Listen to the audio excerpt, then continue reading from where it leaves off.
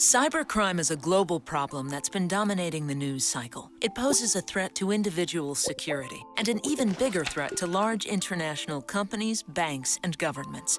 Today's organized cybercrimes far outshadow lone hackers of the past.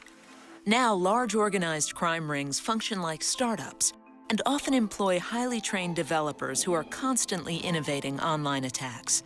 Most companies have preventative security software to stop these types of attacks. But no matter how secure we are, cybercrime is going to happen. Meet Mia.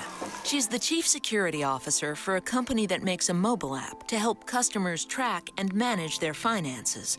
So security is a top priority. Mia's company has an incident response platform in place that automates the entire cybersecurity process.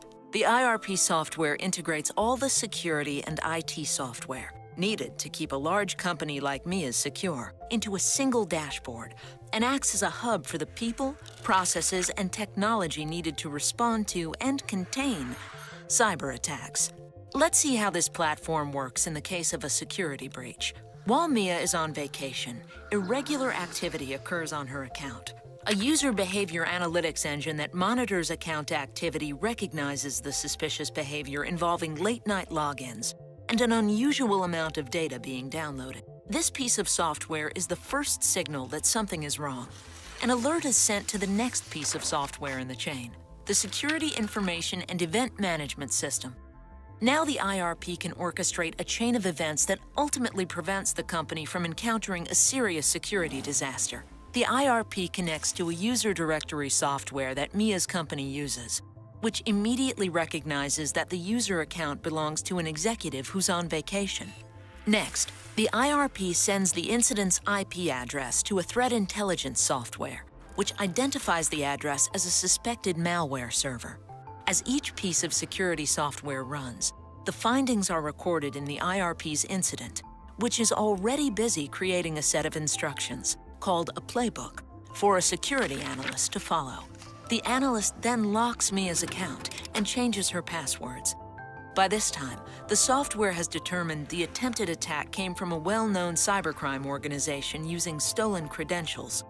Mia's credentials were stolen when the hackers found a vulnerability in her company's firewall software and used it to upload a malware-infected file. Now that we know how the attack happened, the analyst uses the IRP to identify the specific server vulnerability that allowed the attack, what other machines on the network are vulnerable, and the malware file.